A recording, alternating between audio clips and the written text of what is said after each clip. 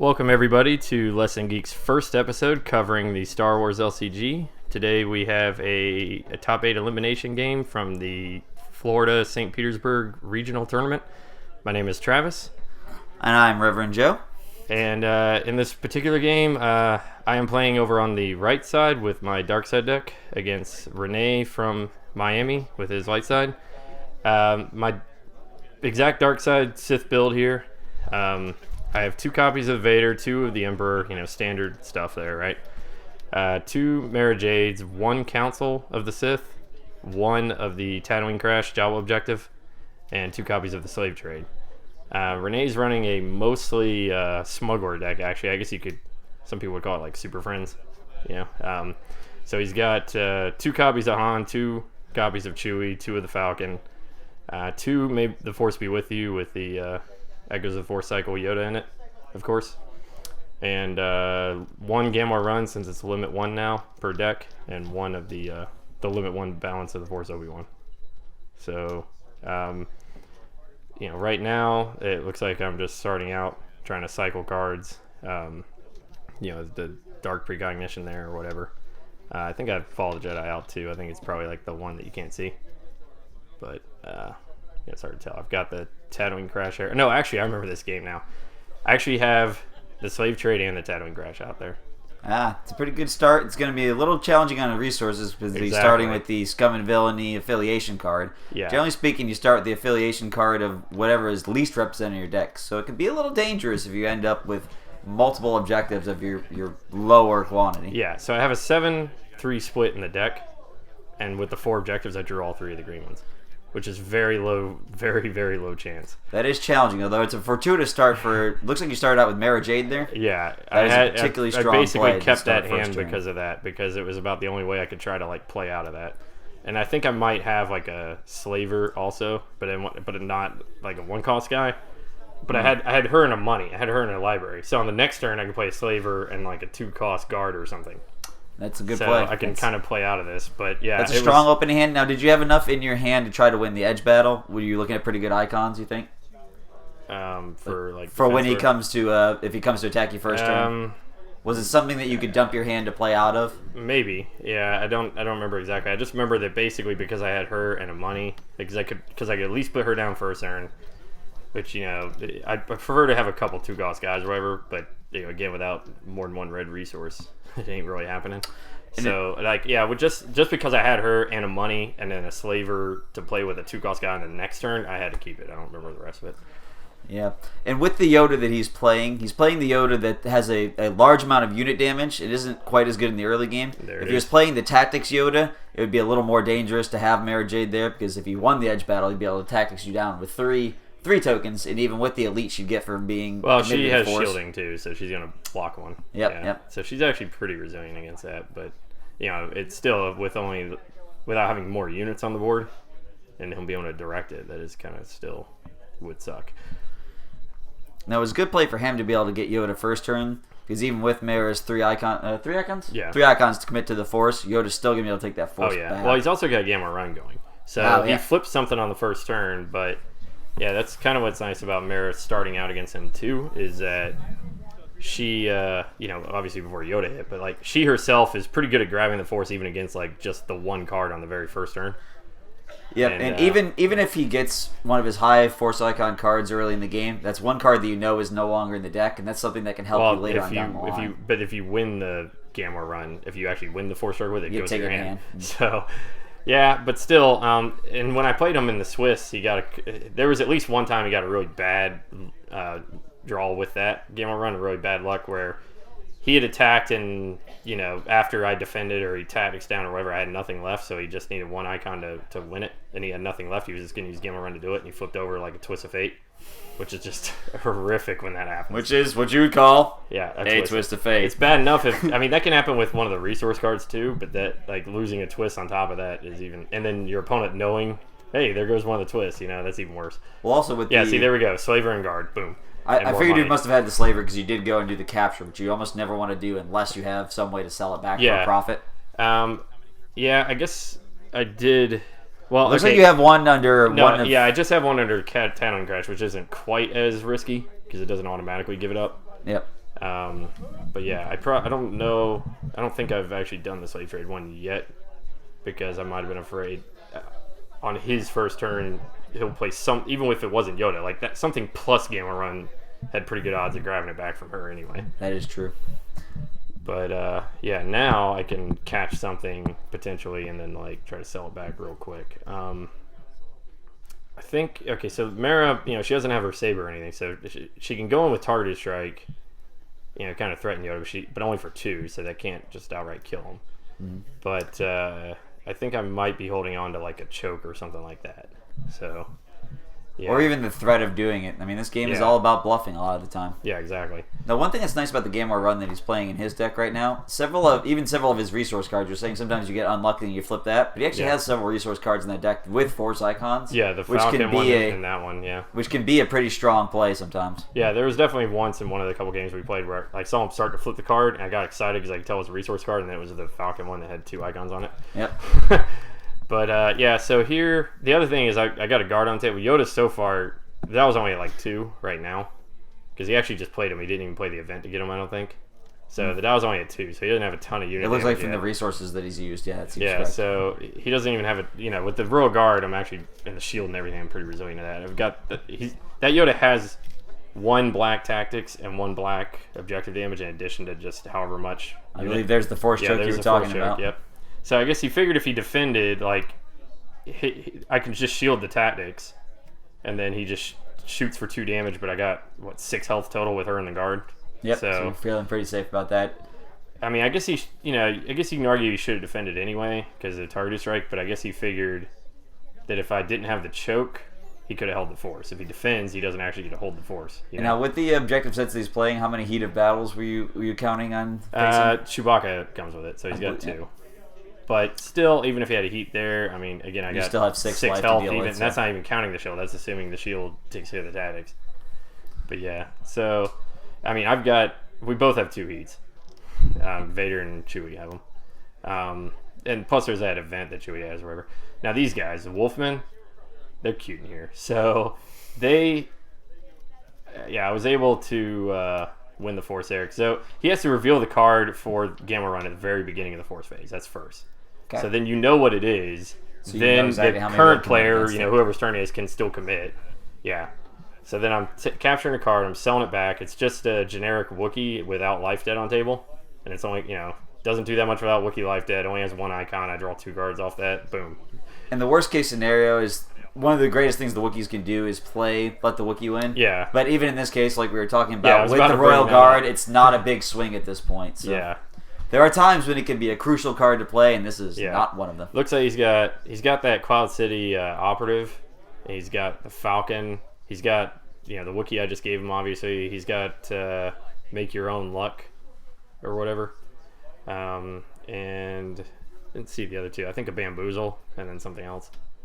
So that's a lot of tricks, but the Bamboozle costs 2. The operative is a trick with legs, but. Still 2 money just for that. He's definitely, I think, wants to do the Falcon, but doesn't have anything super nasty to drop in with it, looks like. It would seem like the optimal play here would almost be to go with the Falcon and just to use it as a bluff, to make he does have Han. That's what that middle card is. Oh, okay. Well, that changes everything, yes. He's got... In that case... So he's got Falcon, Han, Wookiee, Cloud City Operative, whatever she's called. Bamboozle, Make Your Own Luck. 6 cards. The Han is a very, very challenging play right here for him, though, because if he brings the Han in and does not somehow eliminate or neutralize Mara Jade is going to target a strike him next turn. Yep. And that's probably not a good play for him. I'm sure that's exactly what he's thinking about. He's thinking that he only being able to use Han once is not an efficient play. I mean, Renee's a very good player. We've played now... Let's see. I mean, counting like when you play in Swiss, you automatically play 2 games. But we played 8 games against each other, I think, and like between store championships last year and regionals this year, 8 games at these tournaments because we're from opposite ends of the state. But so he's a good player. It's always I think we're like 4-4 against each other now. I have actually also split evenly against Rene. He's a challenging player to play against. Yeah, he makes few mistakes. Okay, so he used the operative to pull, since Mara Jade has 2 focuses from committed, he moved one over to the guard. And then so all I got's the slaver. And, she attacks to make the slaver defend, whatever. So he can easily grab the force. If nothing else, he can just grab the force, I think that's kind of the idea here. So, yeah, if I win the edge here, I can just shoot the Twi'lek dead. So that's something. And he's also, remember, he's got the objective where if he ever wins edge battles, he gets extra cards, so that's something. Now, why do you suspect that he moved it to the Royal Guard as opposed to the Slaver? Yeah. The Royal Guard has a black and a white icon, so if he'd won the edge battle... Yeah, that's a good question. Usually... Plus, the Royal Guard was committed, so if the Royal Guard does strike at you, that's two on there, not getting They were both committed, so that's the same. All 3 of my guys are committed right now. Okay. But, I guess that's a good point. It seems like you should have done that. I don't know. Usually, most of the day, people were doing that sort of thing whenever they could tactic something, but I don't know, maybe just slipped on that one. But, I threw the other Mara Jade in that edge battle. Yeah, there's that Cloud City resource card. Yep, like we were talking about, so often you will flip that with Gamor Run. But, yeah, so Mara Jade's gone. She was in that. Now, in this case, if he commits the Wookiee, that'll give him 3 icons. He'll be able to take the Force back. That'll be interesting to see if he does that here. Right now, everything's focused down. And he does do that, but he's able to do that with... he's taking it regardless, but he's able to unfocus the Wookiee. Yeah, that was really the only reason why he was thinking about it. Play. Yeah, but I mean, I guess there's almost no reason not to. It's like... Oh, that was the other thing. If he wins it by 3... Because it was 0, so that gave him 3. If he wins by 3, he gets those guys back from his discard. Yeah. Now, did you have to use Make Your Unluck to make that happen, or is that... No, he had 2 from the Cloud City resource card, and then he committed the Wookiee and readied him with the Jedi objective. So then he had 3 to 0. Because everything I have got focus. And was that a 4-stroke on the... Yeah, it's just a random choke. Just to I think I had multiple 1s in my hand, and I was trying to cycle. He's looking like, how many 4-strokes is that? Oh, that's 2 gone already. Good. I probably won't have to see one for a while. But it was just one of those weird games where I drew like 3 of them in the first 12 cards. So I was sitting on 2 and wanted to try to cycle through some cards. So we're capturing with the Jawa objective. I'm probably considering just doing another choke to draw more cards. And then... what's nice about Mara is she actually gives you the ability to put some pressure on really annoying objectives. Like, there's 3 damage on Gamor Run down there from when she went in and attacked Yoda. Well, and with her being committed to the Force, the ability for her to put damage on objectives while still dealing damage with a targeted strike is a really crucial play. Yeah, it's nice.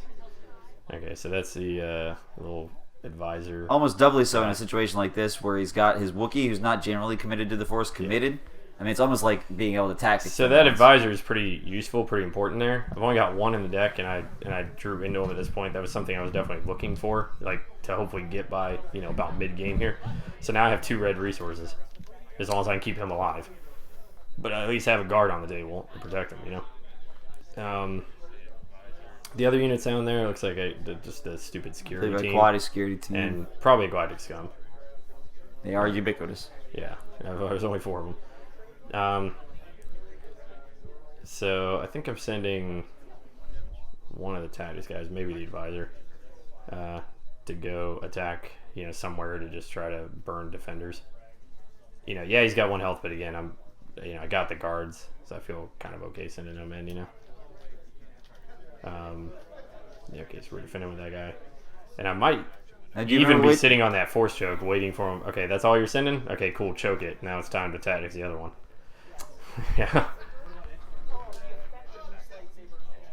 So, yeah. Now, do you remember which objective? Are you currently going He's going for that top one. The Asteroid Sanctuary? Yeah. I'm just picking not the one I'm trying to kill, you know what I mean? I'm just doing damage somewhere.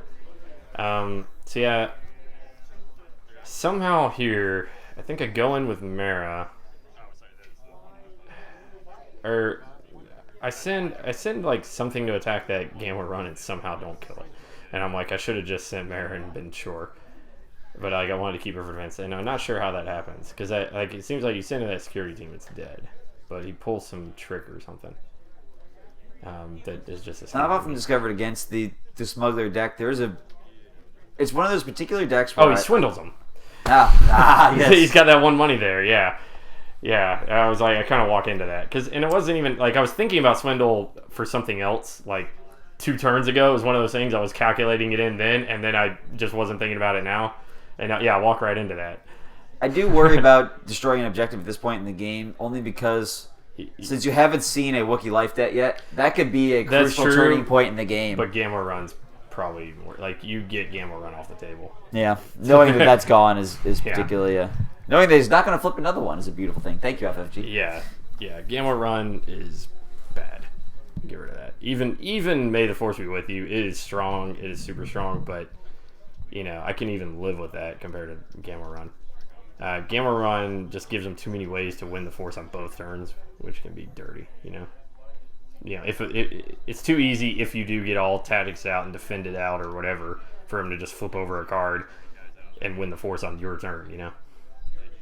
Or even if you have like a guy that's a 1 left that's committed or something, he flips over a 2. But or just a combination of the two that he can on his turn flip over a card with that, and then potentially commit something that's exhausted to focus it. That together is just way too much. So yeah, she ends up attacking anyway because I'm like, well, crap, I might as well. And I actually decide not to target strike because I just don't feel like pissing off the Wookiee for no reason because it's not going to kill him. Yep, because she does not. And it doesn't have protect. That's a Chewbacca, so that actually burns the Chewbacca. That's really good. That is a turning point. Yeah. Usually when I was playing Gamor Run, this was last year. So I think I've got 4 on the Force right there because she's focused down, but the Slaver I think is still focused because he did kill the Twi'lek, so he doubled down. So I guess he was thinking he could draw a 3, but I don't know. I usually wouldn't do it unless like a 2 would win it. It just seems a little too risky. Maybe sometimes with that, but it just seems like there's too many good cards that can get discarded, And that deck does not have any way to recur them, so there's no. It does slightly. Obi-Wan, if he has the one Obi-Wan out and wins a Force struggle, he gets to take the top card back. It's happened in some of the games I've played against. I'm just not this one so far. And then those Wolfmen specifically. Like if you're milling the deck, I guess you find the Wolfmen, and then they come back at just random times. So that's something. Or specifically the little 1-cost guys if you get the Marauder out, which again there's only one of that, but it's selective. There's one of that, and there are priorities to play before that, so I don't see that one hitting the table all that often. I guess it's kind of like selective recursion, not just straight up. Go dig through your discard for a Sith event, or go dig through there for a pilot, whatever. This is definitely smelling. This just reeks of the Falcon coming. 1, 2, 3, 4, 5. There it is. She has arrived, sir. I've been waiting for it. So I got the guards and the scum, and I think that's it. That's ready for this. Now, that's tricky, but at least with the 2 of them, if you defend with both and you win edge, on the one hand, you could do strike with the the scum first to tactics down the Falcon so it doesn't swing. You put a damage on it that then he'll just run away before the guards kill it. But it doesn't do its damage in. But what I like to do here, because I think he's attacking an objective that's full or close to it. I end up winning the edge, but what I do is actually strike with the guards first, just to delay, sort of. And so then that you can use and the then scum if he to doesn't hit the Wookiee if he does return home. So he does get to strike. He only does 2 unit damage with the Falcon because I won edge, and that does suck that goes into the guard or whatever. But it's like, so he gets 2 there and 2 on the objective. I do have to absorb that hit. But honestly, if I let him play whatever the heck he's playing to an open board, it's probably going to do at least that much damage. It turns out to be Han. So Han would have done 2 targeted strike and 2 to an objective, and then a 3rd ping. Han would have actually done more damage, yeah. So I absorbed that hit, and then he has to drop him in or just have the Falcon die. And then if he drops him in, I just focus down the threat that he drops in. So that's what ends up happening here.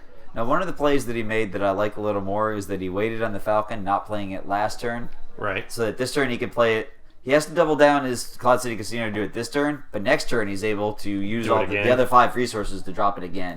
I mean, the Falcon is a recursion engine. Being able to use it more than once back to back. Yeah, is it's a whole huge other advantage. animal when it's coming down every turn. Oh, instead of like, I get this turn as a respite, you know? Yeah.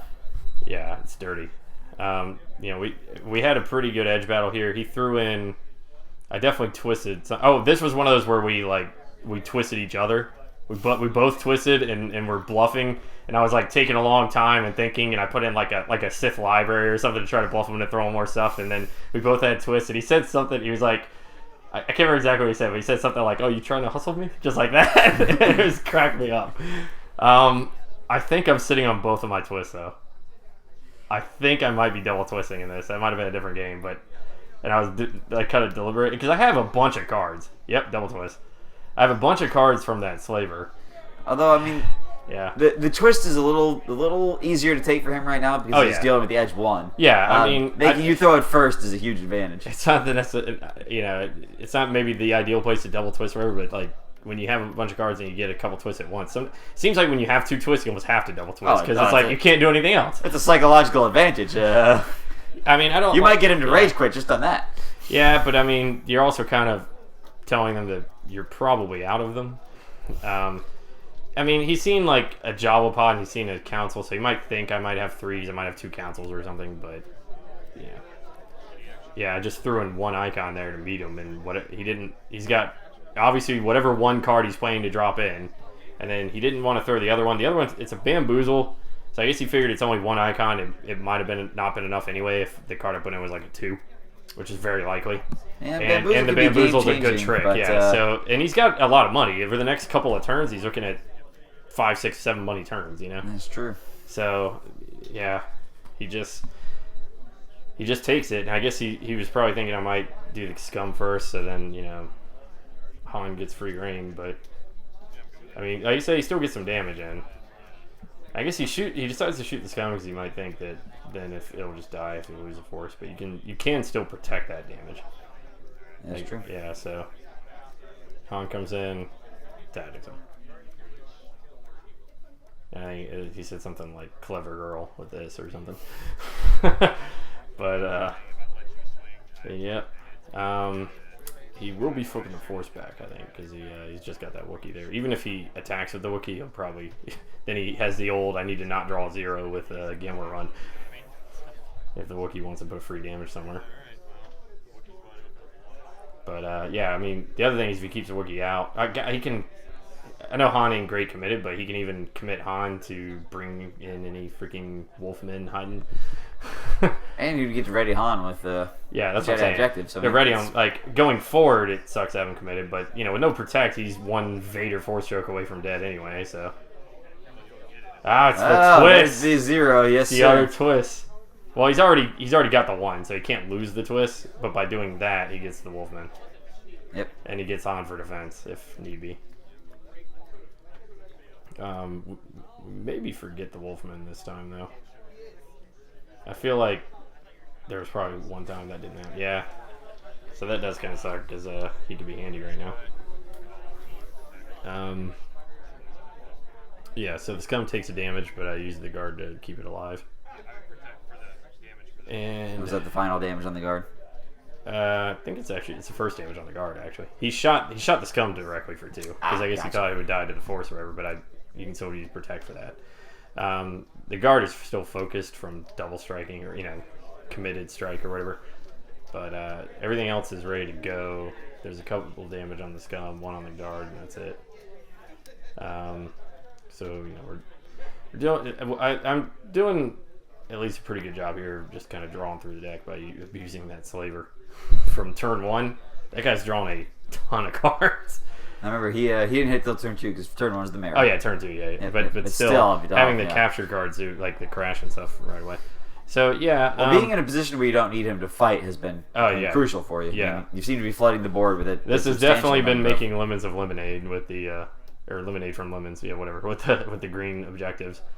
Yeah, that's a whole bunch more scum that just came down. I think I don't know if it's all 4 scum. It's something like all 4 scum or maybe 3 in a Jawa. Yeah, it's a lot of guys. Yeah. Well, a lot of tactics too. I mean, there's nothing wrong with those guys. Yeah. It may even be the second slaver. Oh no, it's the Sandcrawler. So I got the Sandcrawler that comes with the Jawas down there on the bottom. And then the defensive play. And 2 scum. Yeah. Yeah, I mean, that thing is a solid defensive unit. 2 black unit damage, 3 health, shielding. And they do not want to defeat it. Yeah, I mean, yeah, that can... It can slow the offensive by way more than they would obviously, care for. the timing that goes out can matter a lot, and it can maybe, screw up your board too. But generally, since it has 3 health and shielding, you can kind of control that. It's like they come in with a guy when you want it to die that has like 3 attack. You're like, I'll shield the objective. And then it dies. Or, they come in with a guy and you don't want it to die. You're like, I'll shield it. It's just like... It's a nasty, just solid defender, even when its ability isn't going to come into play. Well, and I feel like it was put in the pod as a balancing factor against things in it that are legitimately good, and then still not bad. Yeah, exactly. So I'm attacking with a couple scum. It's easily my favorite Sandcrawler in the game so far. Oh yeah, yeah. The other one's atrocious. So right now he's got 3 damage on Gamor and 3 damage on the Jedi one, and then just 1 on the Falcon objective. I'm sending in the scum, probably the Falcon objective, but I'm not sure exactly. Just to, tactics, burn up shit, and whatever. So, yeah, he pings a guard with Han. Yep. Now, do you recall where the dial's at this point? Well, it's hard to tell because he's got the force back from him multiple times. You have to count the turn. I want to say it's only at about, 4. Okay. So you're not at the point where you want to be destroying objectives. It might be a little high. It might be 5. It's somewhere in that range. There hasn't been any dead objectives, and he didn't play the Yoda event or play a nudge or anything. It's just at this point in the game, I almost like the play of defeating an objective, if for no other reason than to scare him away from using the Yoda event. Maybe find that huge main for cheap. Yeah, the dial. Is that the point where he could play Yoda for the 2 and still have enough for a legitimate like a Chewbacca or something to back him up? Yeah, I mean, I can definitely blow up one objective and have Mara Jade take someone out. So there goes a second Falcon. So no, that was the one he put back. Oh, that's the one he put back. Yes, gotcha. But he went. That was 3-3. I threw the other slaver and one of the super resource cards. Because I was in a position with a bunch of guys on the table, and I still have like 5 or I have about 6 money a turn, something like that. So I feel like I just wanted all the edge cards possible. I didn't need money necessarily. But yeah, he barely won that. So. I won't be doing any tactics, but obviously all his guys will get used up. They'll all double strike or double focus anyway because they're committed. Now it looks like you only put 1 focus token on there. Yeah, we might have missed that, but honestly, they can just both shoot Han at this point anyway. Because I can use that guy first, then he can shoot him with the Wookiee if he wants, but then the other one can kill Han. But yeah, we're probably missing a focus token there. Now at this point in the tournament, you guys are approximately 10 hours into it. That's probably about accurate. Maybe a little less, but yeah. We both had buys in the first round too, so that helps. But still, there's been 2 meal breaks and the 5 Swiss rounds counting the buy. So, yeah.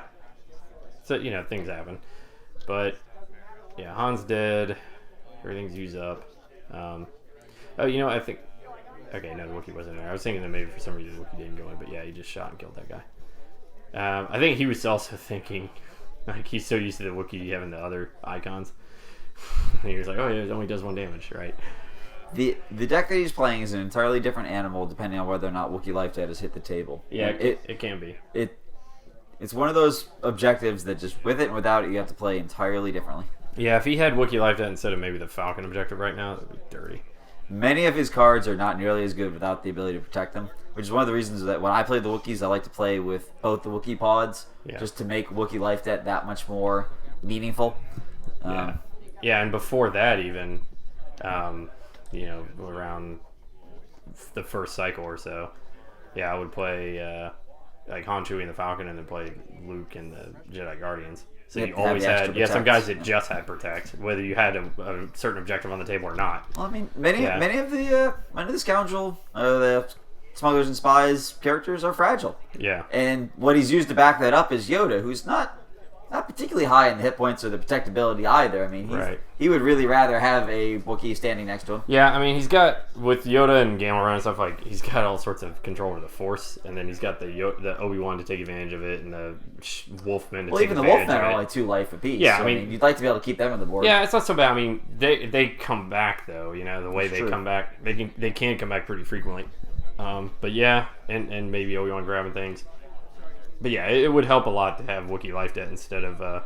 he's drawn a couple of cards off of the Asteroid Sanctuary, but probably not enough to make up for all the Protect if he had that instead, you know? I mean, even with just the one Wookiee there, if it had soaked 3 damage by now, it probably would have, you know, helped out quite a bit.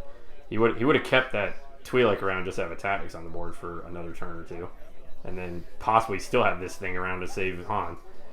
So... at this point, you know, so Gamor Run's still on the table somehow. It's got the 1 damage. I guess for some reason I didn't feel like going in with Mara and, you know, being I guess relatively defenseless. I guess he still had a lot of money. I thought he might have his other Falcon or something, you know, horrible like that.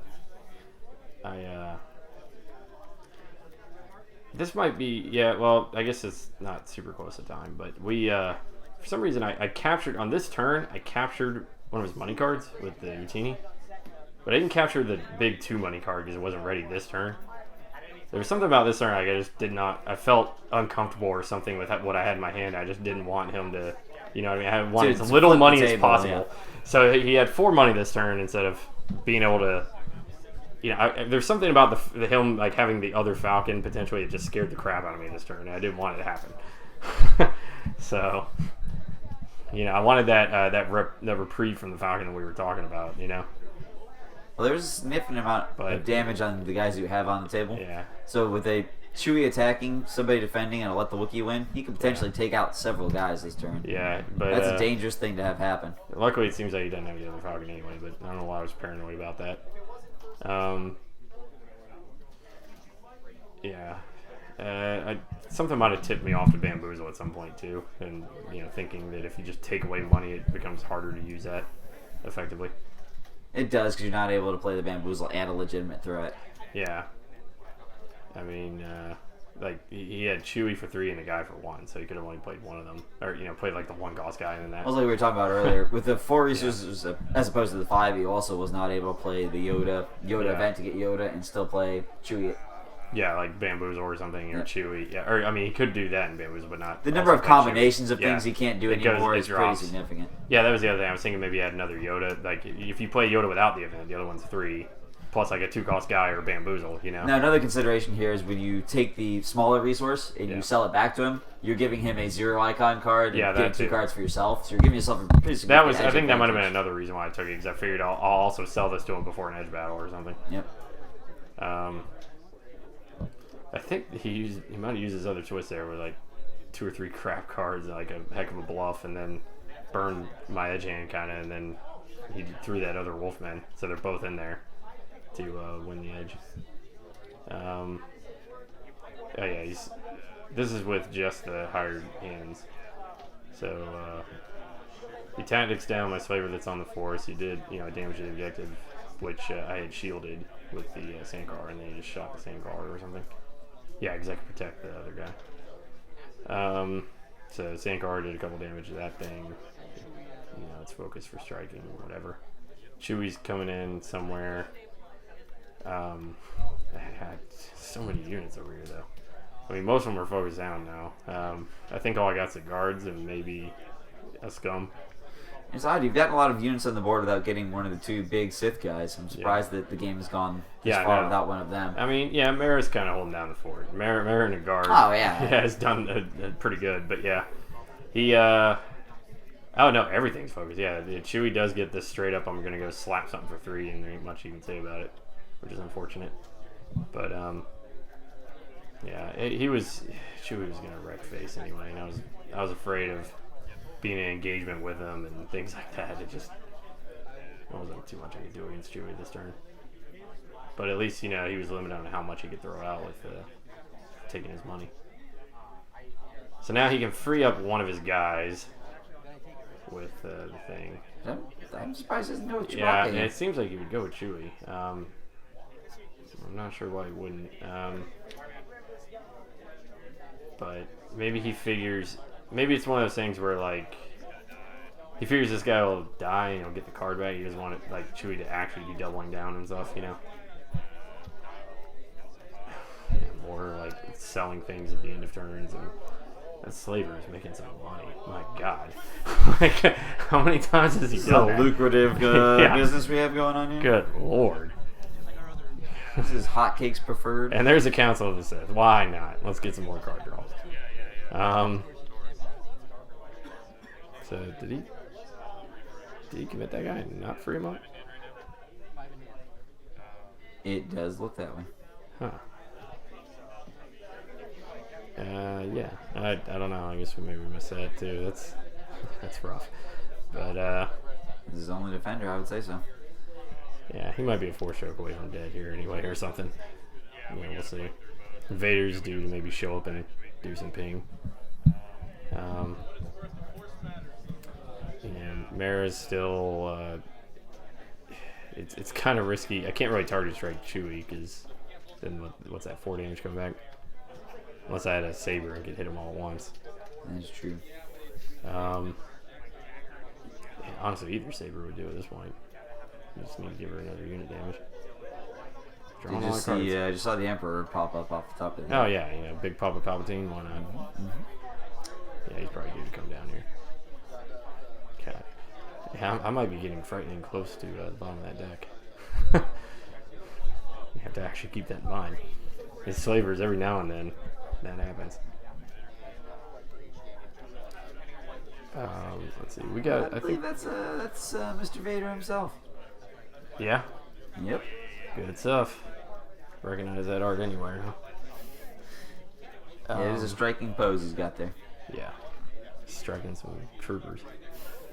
So, I do still have that counselor lurking out there. So I do have another red resource. I think I'm considering that's what it is. Okay, so he caught that. He took the focus off the guy. I think I'm looking at foresighting on Chewie and ping the hired hands and seeing if I need to wait for this for some reason or if I can just do it now. Because I think I got 3 money with the counselor hiding in there to do it.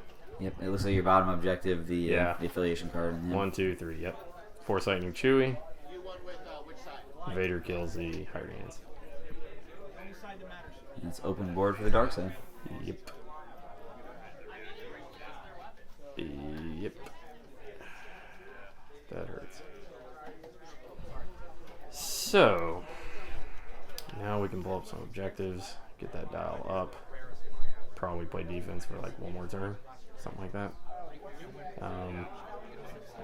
Looks like any unit can go kill the Gamor Run.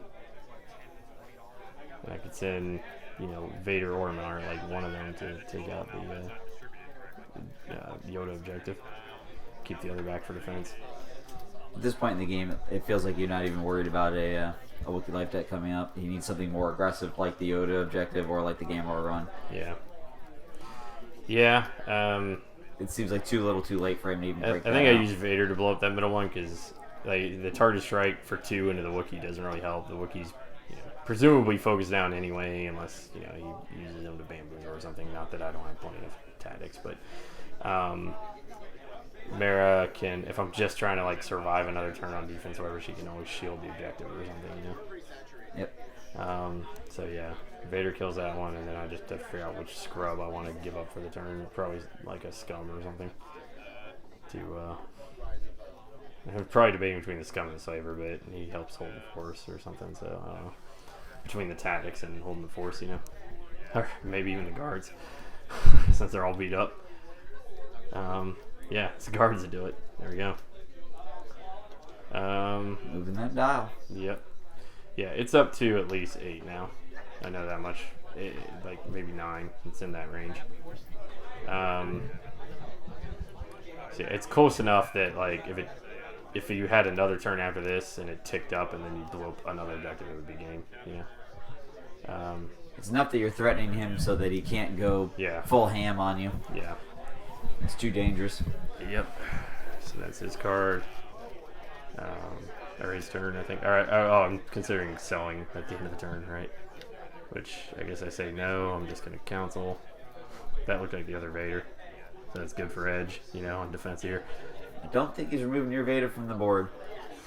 Hey, Han objective. I didn't. It's really good that you didn't use the target strike there because he would just be throwing it back in your face. Yeah, you could basically kill off the guards, or put it somewhere. Especially because you would have put 2 into him, you still would have been enraged, and that would have been poor for you and straight away. Yeah, so he still has May the Force be with you, but I don't know if it's gonna be enough. And he does have 6 money here. So, I mean, with Bamboozle, he can play a couple of guys maybe, or like one scary. It looks like he's got his other Han, but he's got to be afraid that I just have a Force Choke. Now, currently he's only got 5 resources because like he's. I think he's in the process of paying for something. And so, yeah, but it's not like that was doubled down or anything. He's swindling some random person, which maybe could have waited until like guys are defending or something. But I think he's just. I don't know, he's probably thinking this is screwed. He can't actually play Han and Swindle and Bamboozle even if he had the money because he only got 2 yellow. Oh, he's trying to do it to draw extra card, like before he drew up. So that's something. But yeah, he, I had those Force Chokes early, like kind of a flood of them.